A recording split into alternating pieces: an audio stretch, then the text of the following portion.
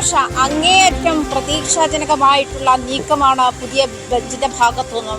അതായത് ഹേമ കമ്മിറ്റി റിപ്പോർട്ടിന്റെ പൂർണ്ണ രൂപം കോടതിയിൽ ഹാജരാക്കണമെന്ന് ആവശ്യപ്പെട്ടപ്പോൾ മുതൽ അത് അഡ്വക്കേറ്റ് ജനറൽ ഈ ഡിവിഷൻ ബെഞ്ചിന് കൈമാറിയത് മുതലുണ്ടാകുന്ന പുതിയ സംഭവ വികാസങ്ങൾ അല്ലെങ്കിൽ കോടതിയുടെ ഇക്കാര്യത്തിൽ ഉണ്ടാകുന്ന നിരീക്ഷണം അങ്ങേയറ്റം സ്വാഗതാർഹമാണ്. കാരണം ഈ നമ്മൾ നേരത്തെ സൂചിപ്പിച്ചതുപോലെ 2019 ഡിസംബർ 2017 നടിയെ ആക്രമിക്കപ്പെട്ടതിന് ശേഷമാണ് ഇങ്ങനെ സിനിമാ മേഖലയിലെ സ്ത്രീകൾ നേരിടുന്ന പ്രശ്നങ്ങൾ പഠിക്കണമെന്ന് ആവശ്യപ്പെട്ടുകൊണ്ട് ഇങ്ങനെ ഹേമ കമ്മിറ്റി രൂപീകരിക്കുന്നതും അതിനുശേഷം 2019 ഡിസംബർ 31 ആ റിപ്പോർട്ട് സർക്കാരിന് സമർപ്പിക്കുന്ന ഒരു സാഹചര്യം കൂടി ഉണ്ടായത്. പക്ഷേ ഈ കാലയളവിൽ സർക്കാർ എന്ത് ചെയ്തു, അതിന്മേൽ എന്ത് നടപടിയെടുത്തു എന്നുള്ള കോടതിയുടെ ചോദ്യം അടിവരയിട്ട് പറയേണ്ടത് തന്നെയാണ്. കാരണം ഇത് സിനിമാ മേഖലയിലെ സ്ത്രീകൾ അനുഭവിക്കുന്ന, സിനിമാ മേഖലയോ ഏത് മേഖലയോ ആയിക്കോട്ടെ, ഇത്തരം പ്രശ്നങ്ങൾ സ്ത്രീകൾ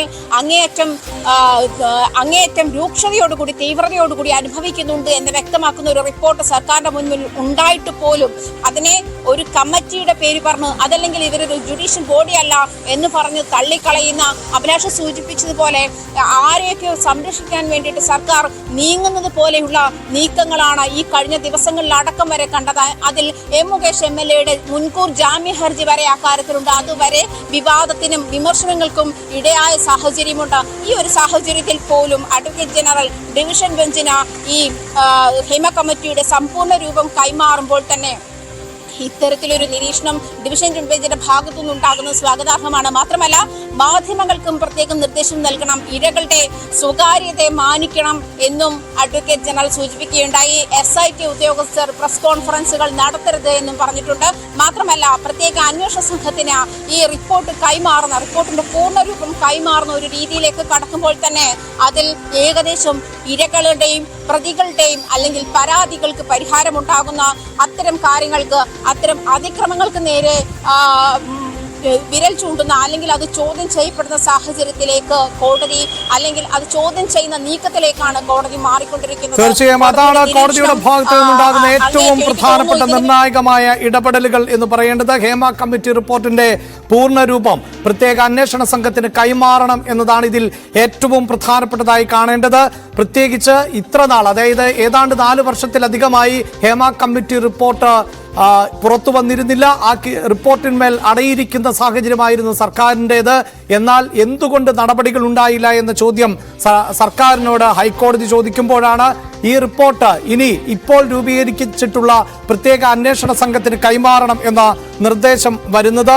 ഈ പ്രത്യേക അന്വേഷണ സംഘം വളരെ കൃത്യമായി നടപടികളുമായി മുന്നോട്ട് പോകണം. അതായത് ആർജവത്തോടുകൂടി ബോധ്യത്തോടുകൂടിയുള്ള നടപടികളുമായി SIT സംഘം മുന്നോട്ട് പോകണം എന്ന നിർദ്ദേശം വരുത്തുന്നു. തിടുക്കം കാണിക്കുകയല്ല ചെയ്യേണ്ടത്, മറിച്ച് വസ്തുതാപരമായി ഈ റിപ്പോർട്ടിനെ ഉള്ളടക്കത്തെ ഉൾക്കൊണ്ടുകൊണ്ടുള്ള അന്വേഷണമാണ് നടത്തേണ്ടത് എന്ന് പറയുമ്പോൾ തന്നെ, തിടുക്കം കാട്ടരുത് എന്ന് നിർദ്ദേശിക്കുമ്പോൾ തന്നെ സർക്കാർ വരുത്തിയൊരു ഗുരുതരമായ അനാസ്ഥ, കാലതാമസം അതുണ്ടാകരുത് എന്നുകൂടി ഹൈക്കോടതി പറയുന്നു.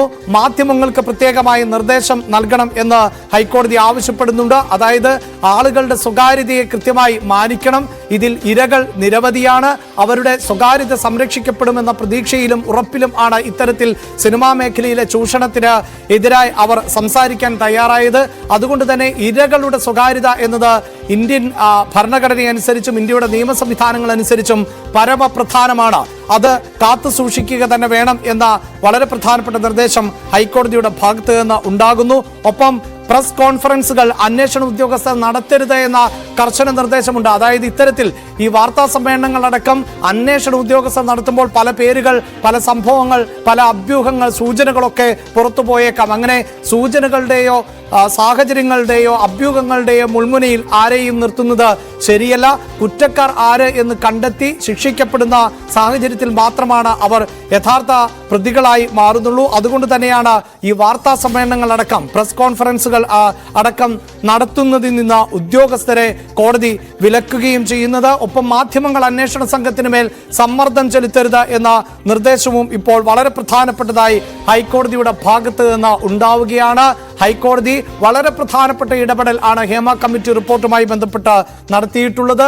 പ്രത്യേക അന്വേഷണ സംഘത്തിന് ഹേമ കമ്മിറ്റി റിപ്പോർട്ടിന്റെ പൂർണ്ണ രൂപം നൽകുവാനാണ് ഇപ്പോൾ ആവശ്യപ്പെട്ടിട്ടുള്ളത്. സർക്കാരിന് അതിരൂക്ഷമായ വിമർശനങ്ങൾ നേരിടുന്നു. അതായത് സിനിമാ മേഖലയിലെ ചൂഷണങ്ങൾ പഠിക്കുന്നതിന് വേണ്ടി പബ്ലിക്കിന്റെ പണം ഉപയോഗിച്ചുകൊണ്ട് ഒരു സമിതിയെ നിയോഗിക്കുന്നു.